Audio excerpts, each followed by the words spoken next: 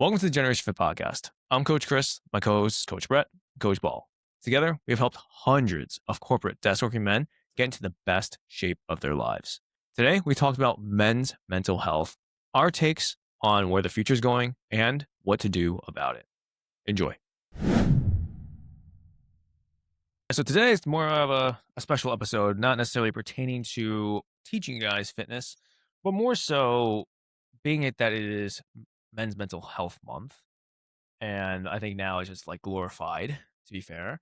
But I think it is a topic to touch up on because it is something that obviously I have went through myself and something that probably pertains to a lot of men who actually go to the gym. There are literal memes of guys getting their hearts broken and then getting entered into the gym. There are other types of content where guys are like, "Oh, I go to the gym to be happy," and it's literally them in a hoodie in darkness crying, or it's like Batman with rain on him. It's like it's just so I can calm my inner demons. And so that is something I resonated with because I've dealt with it. But this podcast is specifically for you guys, especially for guys that are dealing with a bunch of shit, taking care of life, families, jobs, the whole nine, and just getting through it. But just know us men need to work together to overcome that, not sit at a therapist's office and just chat away, but actually doing things. Okay. So I guess to start this one off, when either of you have gotten into lifting, did it make any monumental change in the way you viewed the world or viewed yourself? Oh, absolutely. 100%. I definitely feel like when I got into lifting, I felt like I had like very little agency in my own life. I felt like my health was like steadily declining, all that good stuff. But getting into lifting really kind of like brought me back to feeling strong, feeling very capable, feeling like I had control over things. It was overall it was like a very, very positive experience in general. How about you, Paul? Yeah, when I got into lifting, um, my life basically did like a 180. Obviously, like I got into it at first for athletics, but also to lose weight, um, so I could be a better athlete, being whether it was when I was playing baseball or wrestling, like being an overweight athlete, like it's not good. And then obviously it was at a pivotal moment in life where like I'm finally interested in girls. Why aren't they interested in me? Oh, my tits are bigger than theirs. That's why. Like that kind of shit. So it's like it it flipped my own self-worth cuz it's not going to be handed to you. It's something you have to work for. And it's kind of like that one place that the first time in my life where it's like there's no favorites. There's no you got the like, you have to earn every inch, you have to earn every pound, every piece of muscle, every piece of fat loss, and, like, you earn that worth and earn that self-confidence. That's it. Based on what you're saying, there's actually a quote I used to have in my college dorm room when we went to the same college before we met, and it's by Henry Rollins. So the iron never lies to you. You can walk outside and listen to all kinds of talk, get told that you're a god or a total bastard. The iron will always kick you the real deal. The iron is the great reference point, the all knowing perspective giver, always there like a beacon in the pitch black. I have found the iron to be my greatest friend. It never freaks out on me, never runs. Friends may come and go, but 200 pounds is always 200 pounds. I remember we had a talk about that quote, and, like, that's stuck with me since that talk. It's a beautiful quote. It is something that I think that's the reason why I kept it was because I think, Brutally honest. oh, yeah. I mean, coming back around, it's when I got started, it was for strength conditioning. It's for baseball, but I didn't realize how much I was already trying to. I was doing a little bit of cardio. I was following P90X at the time, and it was infuriating not to get results of any sort because I just didn't know anything at all at that point besides playing baseball. And so, the whole point was I was trying to fit in with these the other guys I don't really care about, right? Just trying to party, trying to fit in these social norms. It got to the point where I threw a party at my house, and I got I got brutally grounded. I was supposed to be like the good child, the good son, and all I could do was basically like lift. No video games either. Like it was just my whole life was tearing apart. Like that's all I had to myself, right? At that, that's the whole life for a teenager. And so, I almost took my own life. But the whole point was they put me in a gym because I wanted to go to the gym. They know I want to go to the gym. So they're like, all right, we're going to take you to the gym. We have this coach. My friend was like, hey, we're going to meet up with this strength conditioning coach. And it flipped completely, right? It went from me thinking and blaming the world to then me being able to take agency for what I could do with my life, right? And those first 3 months were astounding to be like going from, benching basically nothing, right? To like basically doing 245 in less than a year, right? Deadlifting over three plates in the first 6 months, being able to squat 3 plates in the first year, right? It's like all these things when they didn't even seem possible. But lifting itself, and we'll get deeper into it, but just know that like the act of lifting itself is something that you really cannot be internally thinking of something else too often when you're doing it. Um, and I think that's one of the things where it becomes almost meditative. Where if to be fair, I think most of the guys that we do work with don't believe in meditative practices or they don't practice at all. But it is one place where you have some weight on your back or in your hands, and if you're not thinking of the moment, that it's not going to end very well. So to me, before I got into more spiritual practices, that was probably the biggest part of it, other than being able to see direct results on my body from doing that. Because to be fair, I've practiced baseball ridiculous amounts, like almost over 20,000, what seems like 20,000 hours. Like I've seen the results from the practice. So just applying that to another skill set like lifting, where it actually shapes your body and actually builds basically your entire life, right? In terms of social status, right? How people perceive you, how women perceive you, how men perceive you, in terms of relationships, right? People already assume that you are disciplined, that you take care of yourself, that you know how, like, basically that you're clean, that you're hygienic, right? It's like all these things already are associated from you doing that. Um, but yeah, that's basically kind of like the start. And so I guess in this case, when you guys think of other men, right, who don't even like aren't even on a journey yet, right? Like they're just like thinking about it, they hear things. It's like instead of trying to convince them, right? What would you say to them that have not started a journey? Like we're talking about, right, guys who are working white collar jobs, not the blue collar guys, right? What would you say to them, not to persuade them, but just to let them know that this is something that's even feasible to them, right? They think they're in a dark place in the sense of they just have to provide. They just go to their jobs, they come home, eat some food to live, go to bed. What would you say to them? That's a pretty tough question, honestly. My talking points about that have always just been in the sense of like I am not special. There's nothing like really unique about me. I'm not like I don't consider myself to be very notable in any meaningful way. I was able to accomplish, I get bigger, get stronger, get leaner, feel better, feel more confident, look better. All this like of my own power, while under like a heavy, heavy workload. Like this is all very, very attainable, right? Like there's nothing really, about this that's just like, oh, like this can't be done, you know? That's really it. But yeah. How about you, Paul? Um, I would definitely tell them that, you know, it's it's something that will change your life. As men, we don't have a lot of outlets for a lot of things in life in terms of emotions. Um, Healthy outlets, anyways. Uh, you know, without judgment either. And,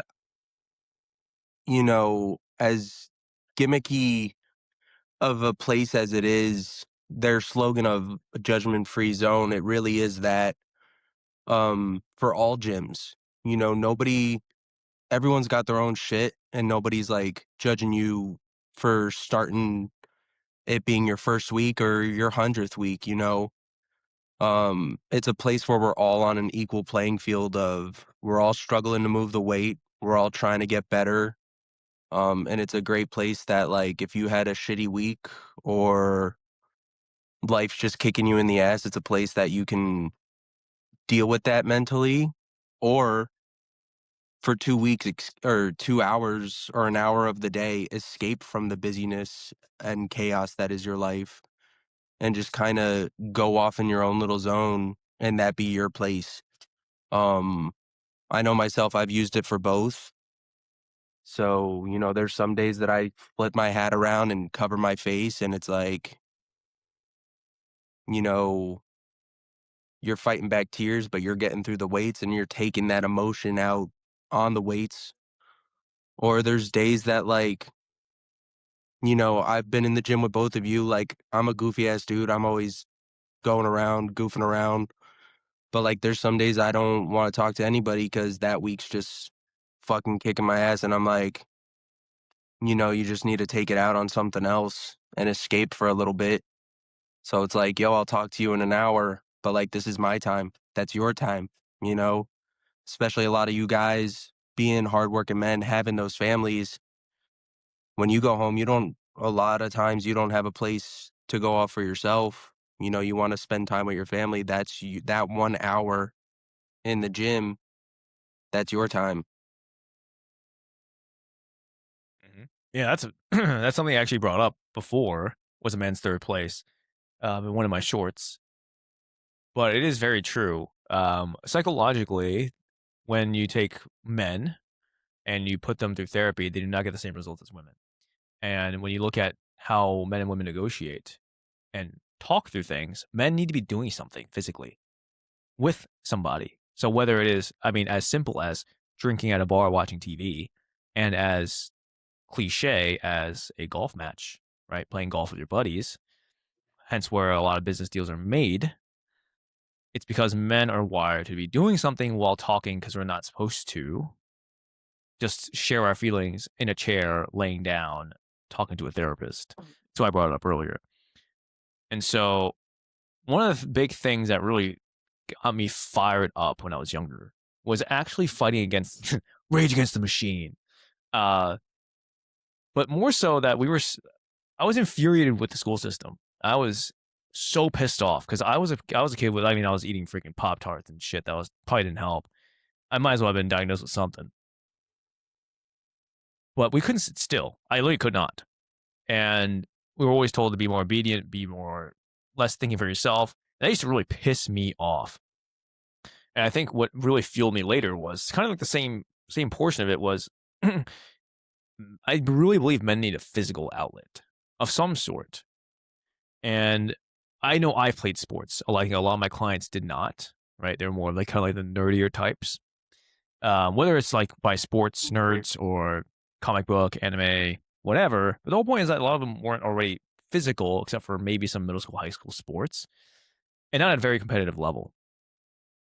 So without that physical outlet, without exerting that out, we tend to hold it in. Well, why? Because I mean, when was the last time you guys just sat down with your friends and be like, "Hey, man, I didn't really feel good about this thing that I dealt with the other day. Like, I really want to cry right now." We don't fucking do that. You know what we do? You know what we fucking do? Let's say we didn't go to the gym. Like, you know what we do? We go, yo, you want to grab a drink? Yeah, let's go grab a drink. Like, hey, you want to go watch the game? It's like, yeah, let's go watch the game. Like, you want to do, you want to do this thing? It's like, yeah, let's go. And then we just chit chat, right? And then eventually comes up, right? It doesn't eating up at us, but we don't just sit there and eat our cheese, charcuterie boards, and then drink some wine and be like, with our pinkies up and our hair in a bun. No, that shit's not happening. Like, you hear what Sally did? Her and her husband are fighting. And it's making me think about my relationship. Yeah, people are watching too much Love Island over here. So, what I'm trying to get at is that men do need a physical outlet. And if you've never had one, I am telling you, it is probably the most life-changing event when you're going to have a hobby. I think almost every guy has a hobby of some sort, right? Whether it's usually to escape the world. That's why I think sports were created. You can go all the ways back as, I think it was the Greeks or the Romans where they went to the Colosseum and they just like put real humans in there for sports and like had basically a war in there, whether on water, whether it's not. You get the idea. It's been doing this for thousands of years at this point. But what I'm trying to get at is a lot of times we're in our own head. And I'm telling you right now, from a guy who does this for a living and enjoys it, it's gotten to the point where if I don't go to the gym when I'm supposed to, it takes a toll on me because I'm like, man, I actually look forward to it. And it does help me clear my brain and clear my body. You can say you have toxins, you can say the woo-woo shit. But at the end of the day, every time I've had somebody that's definitely, a desk working guy, hasn't really been physical in his entire life besides some mediocre sports and rec or something. And when they can't lose that weight, build that muscle, whatever, right? Like just haven't done anything like that and they want to, it's like, man, that physical outlet is something that they look forward to after just doing it. And right now, we use other things to escape. And for my case, it was video games. And eventually, it was video games. Eventually, it was drinking because all my friends were into drinking at the time. So I wanted to conform. And then it was they did drugs, and that's kind of when I started opting. I was like, I'm going to college for baseball. I was like, I can't really be doing that stuff. Thankfully, I had some sort of morals, but I am telling you now, it's something we need an outlet. So why not have an outlet where you can improve yourself and also take that physical portion of your life onto something, right? That improves. Like every guy wants to look like something of a version of whether it's Mark Wahlberg in that Calvin Klein commercial, whether it's, for me, it was James Bond, Casino Royale, where he walks out on the beach, right? Just completely glistening, like essentially like a god coming out of the water. Some people, it was, what was it, Brad Pitt Fight Club, Brad Pitt and Troy, right? But something to look up to like that, Henry Cavill and Superman, but whatever the freaking movie is called, Man of Steel. But the lighting was so dark, so it was just kind of like more grim than anything else. But something looks to aspire to. And look, most of us aren't going to actually achieve it and get there. What I'm trying to get at is though, why not do a pursuit where it's physical, and you can also take care of your mental side of things while you're there? Because most of the time, we're not going to have somebody just sit there with us and just chat anytime we want to. We don't just call up, our girls and be like, "Hey, so this is what happened." at least not for me. That's not the way it goes. Usually we were blacked out, hammered. Next thing you know, it's like, dude, it's a funny thought. I feel like I knew more things about other guys when we were blacked out, hammered. They were like, it'd be I'm not joking. I can't name the friend, obviously. I'm not even joking. Name names. I'm not even joking. This is one of the funniest ones. He goes, yeah, my girlfriend and I broke up after like 4 years, whatever. And I'm like, that's a big deal. Like, you didn't tell me. I'm pretty significant in your life. Not gonna, like I said, not gonna name the situation, not gonna name the names. And he wouldn't tell me. Like, this was like at least 2 weeks in already. He already had broken up with her. And all I remember was him saying, yeah, so I got blacked out, hammered, and I just wanted her to be a fuck buddy. And she would keep pressing, like, what are we? And he said on top of his lungs at this party in the backyard with all of his closest friends. No. And he said, fuck you, we're never dating, on top of his lungs. And proceeded to live life like nothing ever happened. Because he was so blacked out, hammered. He woke up the next day and he was like, I fucked up. He's like, oh. Okay. Oh my God. I didn't find out. Okay. And I used to see him every day. I did not find out till 2 weeks later. It was because he was blacked out, hammered. He had never spoken about it ever again. Not once. So what I'm trying to get at is like, guys will like that. We have to be physically doing something, or it has to be like just complete inebriation. I'm telling you right now, there's no other way to get around it. And I'm not going to be like this healthy on this like woo guy. Be like, hey, you should sit down and really talk about your feelings. But it's more, so of like, I mean, I'm telling you, put it this way: you and I have been friends since what, 4 or 5 years now? Was 2020. was 2019. P-Way? 2019, yeah. 7 years. Like, yeah, and fuck, we lived together for one of them, and Mhm. I think maybe we've had one of like, maybe, and I'm saying maybe 3 of those kinds of talks in 7 years, bro. Yeah, and even my childhood friends, it's like, we've had when I'm like, some of these guys, the wrestling guys, I've had probably 4, and I've known them since I was 4 years old, 4 or 5. What am I now? 31? So that's 27 years. I've had about probably 4 to 5 deep chats where something was bothering us. And the thing is, they're definitely more on the emotional side too, and it's still only like 4 to 5 times. So what I'm trying to get at is like it has to be something absolutely devastating in a man's arc, and usually, it's a breakup. It's always a damn breakup that happens. There's Get a rid of your guy. wives. It's so funny because it's always a breakup, at least for the single guys. Right, for the single guys that like come to us, especially like I mean, we were just talking about him earlier, and I love this about him is that like he came in complete like same thing, right? We're talking, we're having a conversation. Brett knows who it is, and he mentions that he wants confidence. Anytime a guy comes in and wants confidence, I'm like, what does that mean? His And wife was you, beating him. no, he's single. I'm just saying. Oh, okay. So, yeah, so his divorce, yeah, his ex, yeah. um, but it always, first one's always like, I want to be able to take off my shirt off at the pool. I want to look good in the mirror, right? I want to fit these clothes better. And then eventually, it's like, as the call gets on, we open up a little more. What happens? It's like, I want a damn girlfriend. It's like, thank you. Like, gosh, it's so hard to say out loud.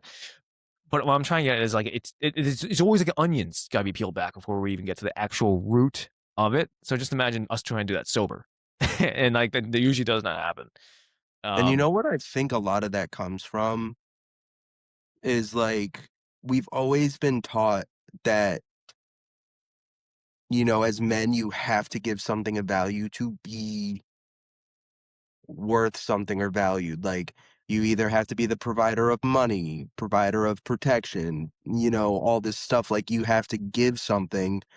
And it's so out of all the things we can give, you know, building that career, building that protection, that light, like building that family home life takes years and dedication and all that stuff. And it's a lot longer of a process or harder than it is to build that dream body or go to the gym and build that physique that you can feel worthwhile because you're like,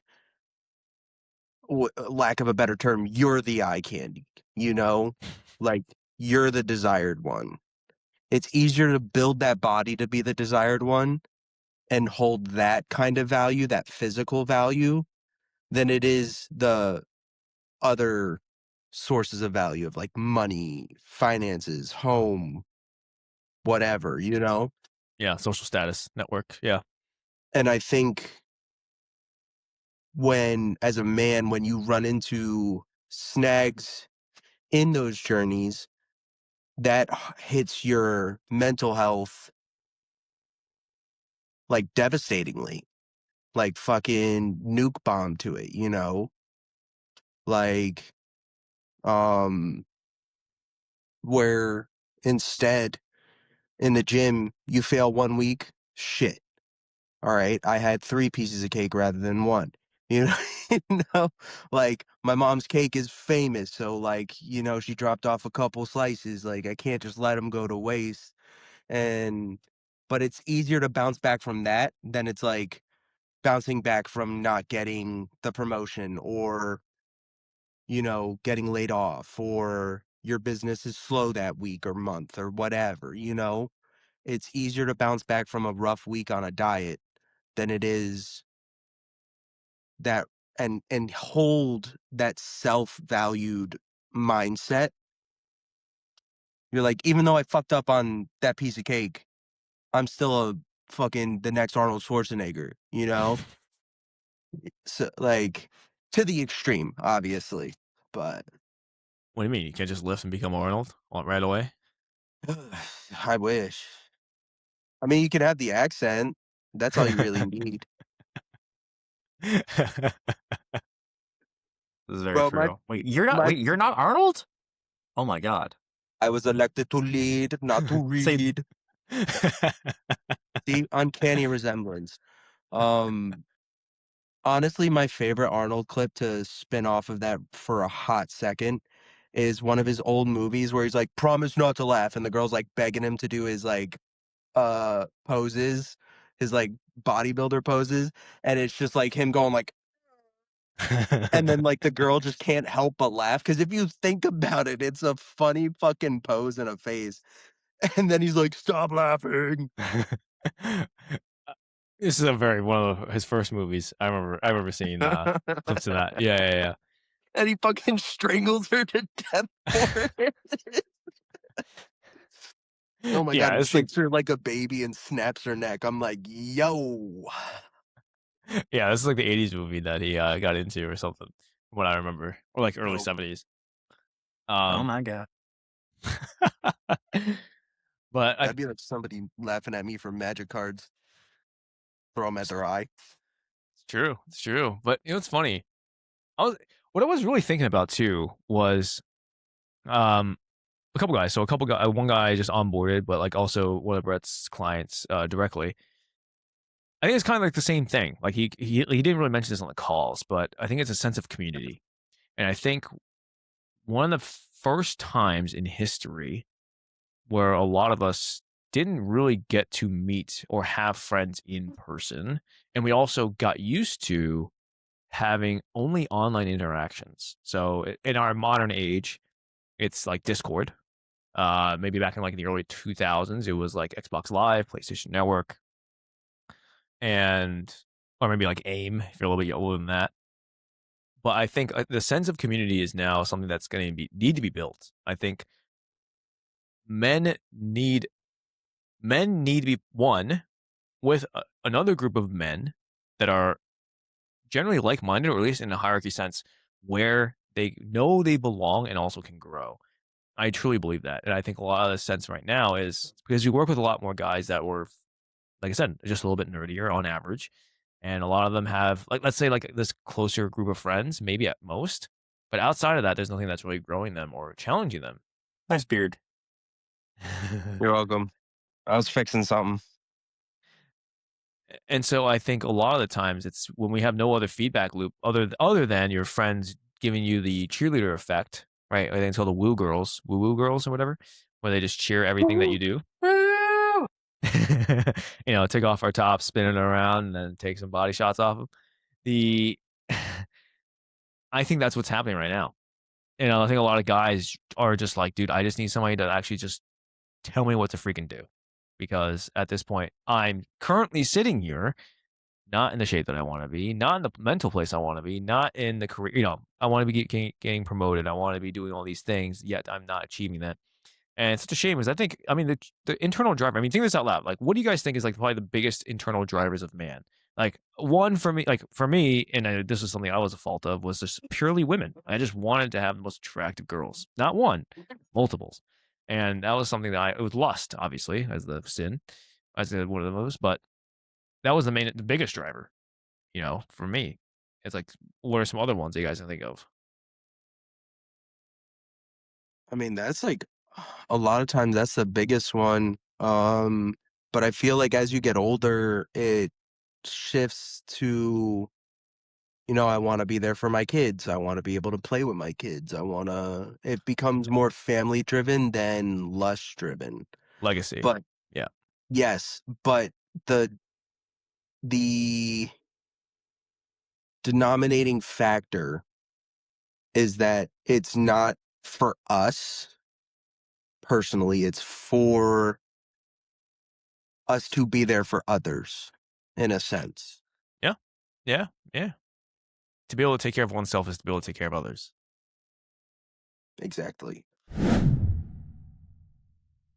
If you're enjoying this podcast so far, please subscribe, share with a friend that needs to hear this message. All right, back to the show. One, the physical aspect. Two, a community. And I think it's only going to get worse, right? As for now. I think until we are completely shifted from this. I mean, really, I'll call it as it is. It's very gynocentric culture that we have. Um, Gynocentric consumerism as well. Until it shifts over, it's not going to look any better, and I don't think it's. My prediction is probably like 20 years before it starts flipping the other direction, where we just auto correct, you know. But I think in the meantime, I think this is where I think twofold, right? I think right now it's like, okay, I'll go twofold for the single guys.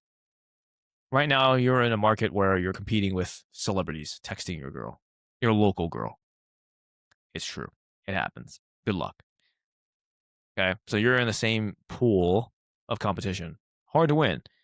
Now, that means also that you're in the first time where if you are, I mean, statistically, if you have 12 to 15% body fat, have some sort of muscle definition on you, you are in the top 90th percentile of men, and you stand out automatically. So it's like, yeah, you can have all the finances in the world, cool. But it's like that. Guess what? That girl still wants a guy who looks like a Chad. Sorry to break it to you. That makes her wet. Not gonna. It's just what it is. And it's like you might as well have that. Might as well have that aura, right? Like do it for yourself, but just know that like because you're doing it yourself, that you can create that aura. One, two. I think for the guys in the relationships,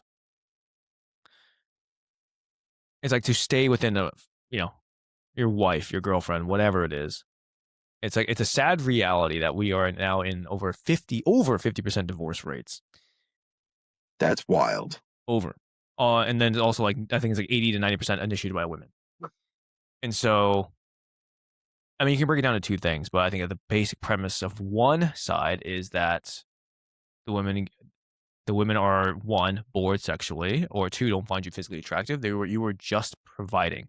And it's like I know that we are like Paul mentioned earlier, it's like, hey, we do need to provide. Like we still do and provide value to the world, right? To be able to have sustenance. But But part of that providing is that sexual yeah, oomph, you know? the masculine. Like, bro, I mean, so I saw it literally 2 days ago, and the trainer in me was pissed because I was like, "Bro, as the trainer, you need to do better and shut that shit down from your clients." But, like, the 2 at my gym that I go to, there's only 2 trainers because it's, like, one of those, like, they're renting the space with the Yeah. company. Um, you wanna know what their clientele? 85 to 90% women. 85 to 90% women, and I saw it in my own fucking eyeballs, Lee, is after the one woman finished her set, she was grabbing on his biceps. I turned away, I did my set. I look like, because I always survey the gym myself and I like whatever. Saw the other client. She was grabbing on his other arm like not even 10 minutes later. And I'm like, it's right there. It's happening right in front of my eyes. The one lady probably has a husband paying for the fucking sessions, Not the Tom and Brady. she's Not the Tom yeah, Brady. and she's groping on this dude's biceps, and this dude's fucking massive. Like he's not like, like objectively he's a good-looking dude, I'll give him that. But like, physically he's like prime. Like, He's that Wagyu right now. He's the do Wagyu. I agree with his whole letting clients touch him like that and like hugging all over fucking female members and kissing their cheeks and shit? No. But like it's not my world. I don't run it. I just have to try to play by its rules. Like, do you want to be the cuck of a husband paying for the sessions, or do you want to be the husband that's bigger than the trainer? Yeah, essentially. That's pretty valid. Well, Like, it's true. I think I'm very interested in social dynamics, and so I mean, I was doing a lot more research, especially when I lived in the city, because I was starting to see a lot of it come into fruition, and it was such a shame because, and to be fair, this is obviously biased in the narrow neighborhood of a small city, but even so, the fact that it's playing out everywhere at this point, reigns true because at the end of the day, it's like, yeah, they always right, like, the whole point is that we're supposed to provide. They always say, like, "I want a person that can take care of me," and all this and that, right? All the what they're supposed to say, and then who they sleep with and what they do the bad stuff with, what they break the rules for. It's always the guy that's better looking, that's in better shape, that is like, in a social hierarchy higher than them. And so, it's like for a guy, the only way you do that is if you get insanely rich, just and also in those networks. But even so, basically pulling out the biological urges is by getting in shape every single time. I mean, every time I look at the research, it's like what makes is. I mean, this is so funny that I even know this research.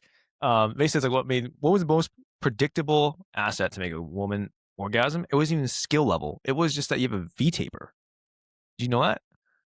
It's the craziest research. Really? That's crazy.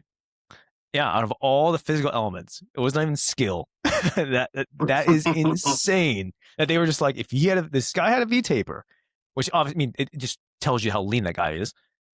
It's just the chances of finishing was exponentially higher. Like, it was a big jump. And the only reason why I knew that was because when I get research papers every single day, I go through them, and that one popped up, and I saved the hell out of that one because that obviously interested me. But to tie it back, what I'm trying to get at is I think a lot of the issues that we have right now is between social dynamics. And a lot of it can be solved, one, physically, getting into your best shape, because then you do have that social power where you don't have to exercise that power to have a harem per se, but the fact that you are lethal, deadly in that group, so that she wants to jump your bones. So you are the person, the apex predator, quote unquote, the guy that all the other girls want, which makes her want you more.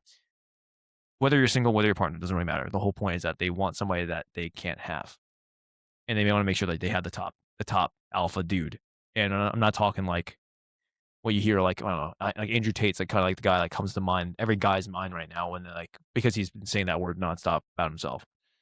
Um, but I think it's funny because I think most of the time, most of our mental health problems is directly in our respondents to either being invisible to women or shit that's brought up by women, like our perception of what is going on with women.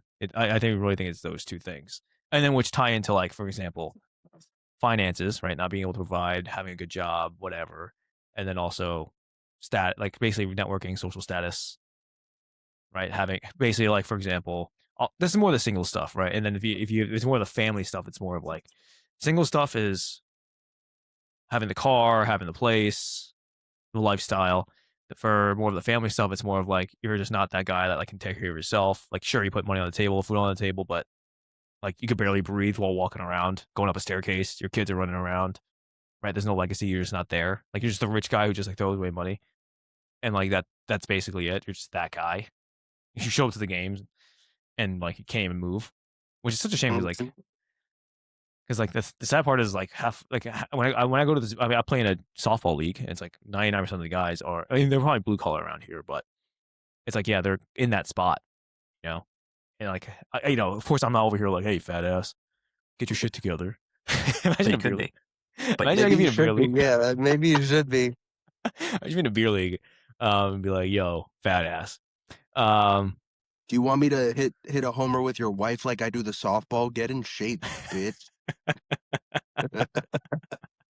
I think I'd be very lethal. If I was single, I think I'd be way more lethal with my words. I think I'd just be.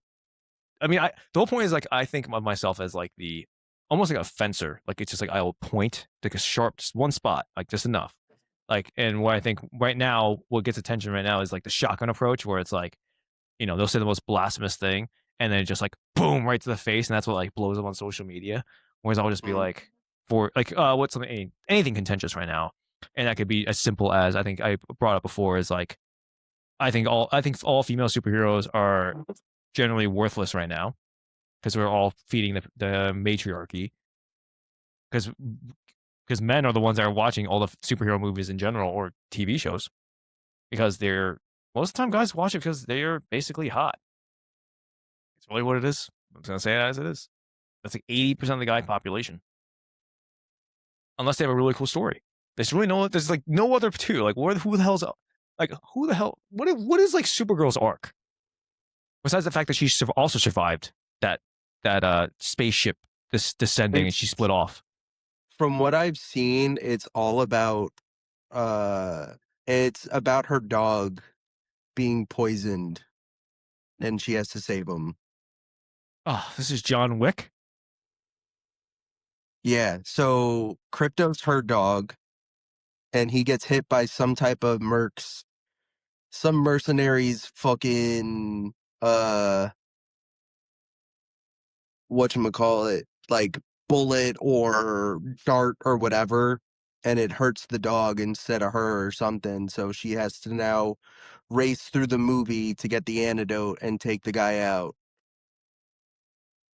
So John Wick with tits Barely. and and Superman's powers.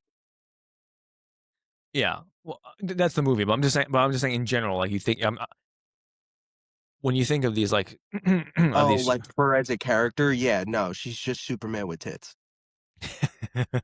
yeah, it's like basically barely an arc. And the whole point is that she splits off in the spaceship, right? In the spaceship when they were going together, right? Yeah. Like that's actually what happened, and then she landed it somewhere else, and she's already developed her powers and all that stuff. It's basically it's essentially the same story, um, but in her case, that she grew up on a different planet, and she was already getting used to her powers. She was technically like ahead of Clark Kent in this case, in that regard, in terms of assimilation. But that was just my hot take because, like, even Wonder Woman, right? Like Wonder Woman actually has a really good story. Like she really actually, she's one of the few that actually does, right? Even like Phoenix in the Marvel side of the spectrum has a fantastic story, right? Yeah. But like that's the point as guys. Like I think we care about the arc. We actually care. So it's like either you gotta be one or the other, or maybe both would be like ideal at that point. But it's gotta be at least one. I think Um, that's why like so many love anime now is because like like obviously yes, anime is all for the fucking gooners and fan pleasing. Hell yeah. Yeah, and it's all about the fan pleasing bullshit. Like, but more importantly, what dudes really connect with is the story. Like every single time, it's like, oh, society didn't say I was good enough. Fuck them, I'll show them why.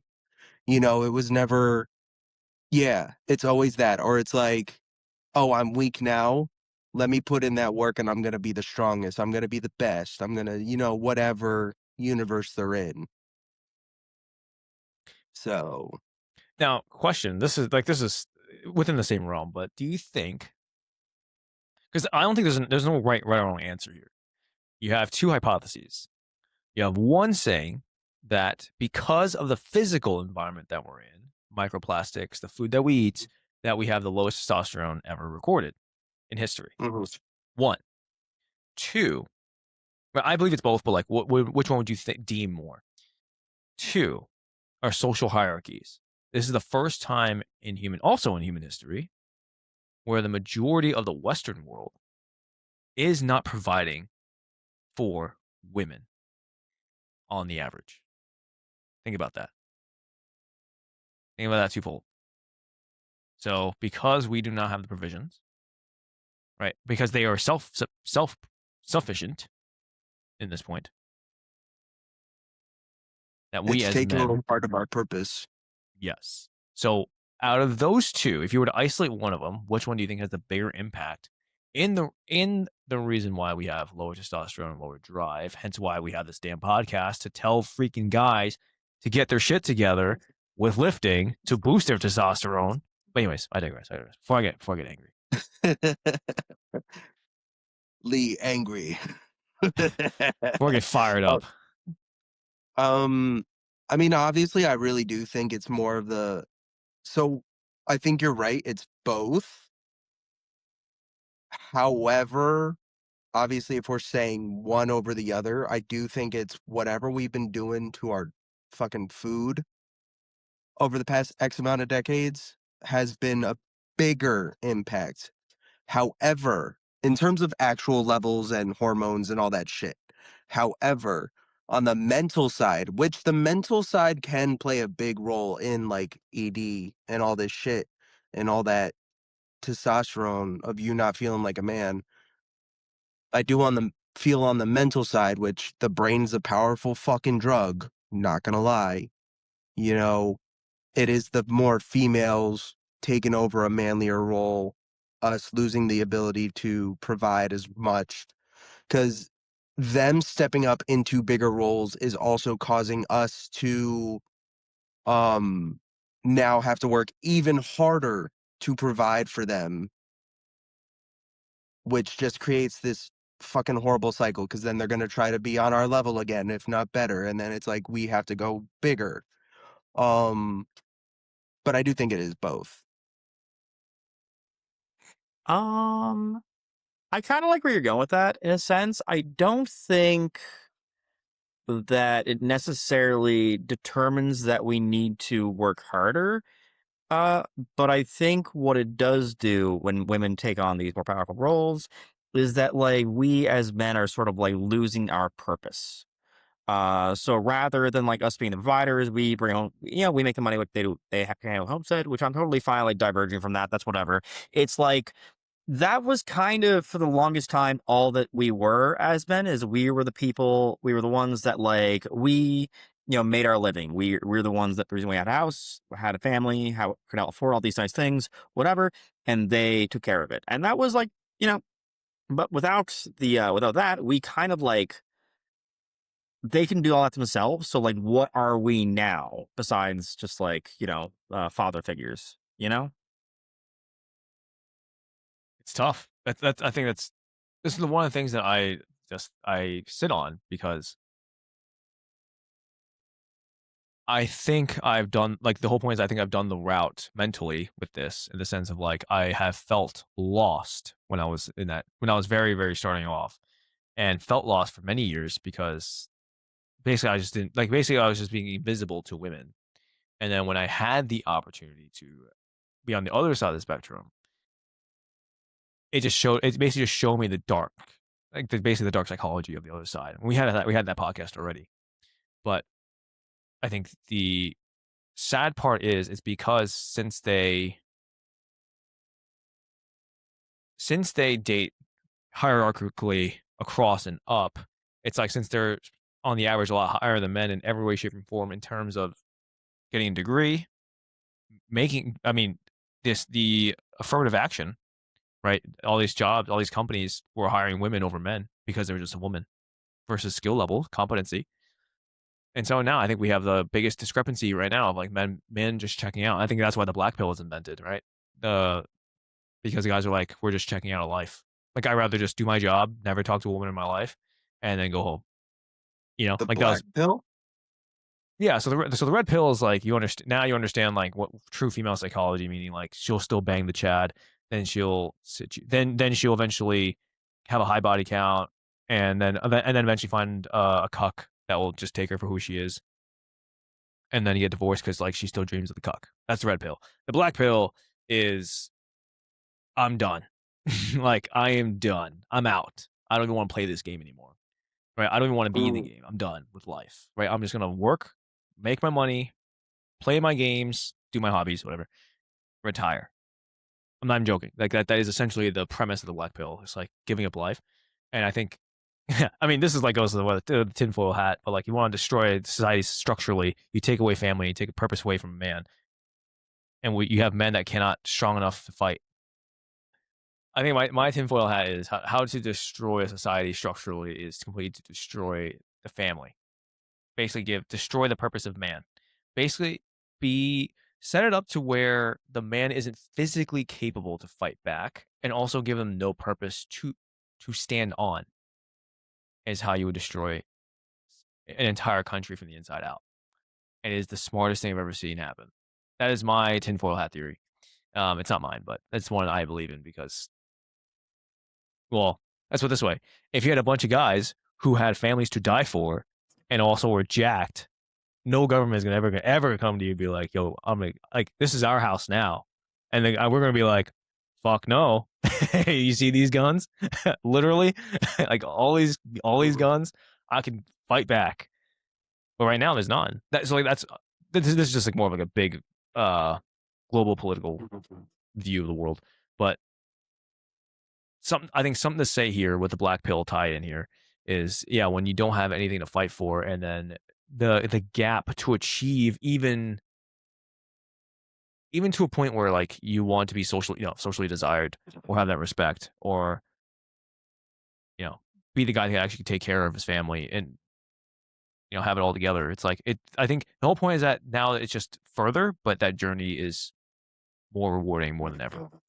So that's what I think is happening right now. And so, in terms of this being the mental health month, I really believe, because I lived it myself, lifting is the way out. Having a physical hobby is a way out, is the way out. And it might as well be lifting, the actual thing that shapes your body, more so than anything else in the world. Coming from guys who have been in the shits, literally, down in the world, whether it be isolation, whether it be invisible, whether it be just lost. That's the point. And I think a lot of men go through it and don't say it. So this podcast will be exactly that. Guys, just three guys showing you what it's like and our thought process behind it. Because I know you can, I don't want anybody going down the black pill. I really don't. And it's easy to, because then you can just forfeit life. You could just say like, hey, this isn't for me.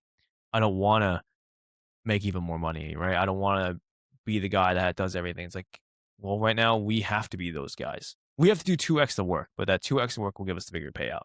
By bigger payout, I mean, for the single guys, you will get the girl, right? You will have the choices that you want. You will eventually find a girl that actually likes you because you have an abundant amount of choices. Versus right now, most guys are just like, I'm trying to find a girl, right? And then the other side of the spectrum is like, if you generally are better looking, if you feel better about yourself, you have more mental clarity. It's like you want to get better. It's like crazy. You're probably going to get a better skill and get promoted. Like I'm just saying, is everything ties in together. So it's like for me, it stemmed with lifting. Maybe for you guys, it might be something else, but that's kind of like my biggest takeaway of it all. But any closing remarks in terms of anything to say about this? Because I probably only have like one more thing I have to say, but It gets better. Like, I know it seems like it's not going to, but like, you put the effort in, you look better, you'll feel better, things get better. It's just one step.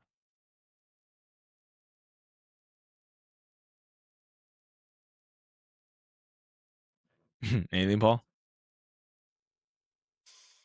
Yeah, I mean, like, we're not trying to bullshit you. Like, this really is an outlet that, as a man, you need. It's better than it's been proven it's the best mental health drug. It is the healthiest outlet. It changes your mental health both on a mental side but on a biological side. Yeah, neuroplasticity. Yeah, Yeah. So it is literally the best thing you can do for yourself and your family. yeah, yeah. And I think the last piece I want to touch was just the role model portion of it. I think right now we don't have a a lot of this is stemming from like we don't have a lot of portrayal in media right now of good men. Honestly, think about it. We talked about this I think a couple days ago on there are really not many people that come to mind when we say a man who like I'm just gonna put it out there. Whether you are at fault at this or not, can you name of men who have basically not cheated, um, is in great shape, has not gotten into any sort of scandal of any sort, is portrayed as a good family man if they have a family, and if they're single, it's like, do they just take care of themselves and give back? Right? There's really not many. Like look, in TV shows, in movies, the actors themselves, right? There's not a lot. Right? Think like what was it? think of the last movie that you were just like, wow, I want to be that dad. I want to be that guy. Right. Other than like, I mean, yes, we all want to be superheroes and excuse me, like James Bond, right? Like this, the coolest guy in the world, and to get any woman he wants. Like, yes, of course. But what about the Family Man? There's no portrayal of that. And right now, it's every dad is like an idiot, like the dits essentially. So Yep. we got to fight back. That's what I'm saying. This is our fight back. This is our way of saying like, well, we got to find our own way. We got to find our own mission. And I think it starts with the physical that leads to the mental. 100%. And I think I'll leave off with a quote that's in one of my back of my shirts. And one thing I also believe very, very, very, very, very, very much. Right. Let me see if I can find. No citizen has a right to be an amateur in the matter of physical training. What a disgrace it is for a man to grow old without ever seeing the beauty and strength of which his body is capable. Socrates. And that is something I stand for. Not even in the sense of bodybuilding or getting, building muscle and all that kind of stuff. Just the fact that you are physically capable and that you know that you are is something that every man should know and feel like, because it is, I think, inherently we all used to do until we became super sedentary and we didn't have to do it anymore. Socrates. Socrates. His name. All right, I'll close it off. Stop that. Thanks for listening to this podcast. If you enjoyed this podcast, please subscribe, share with a friend, and follow me on my Instagram. Mine is coach_Chris Lee.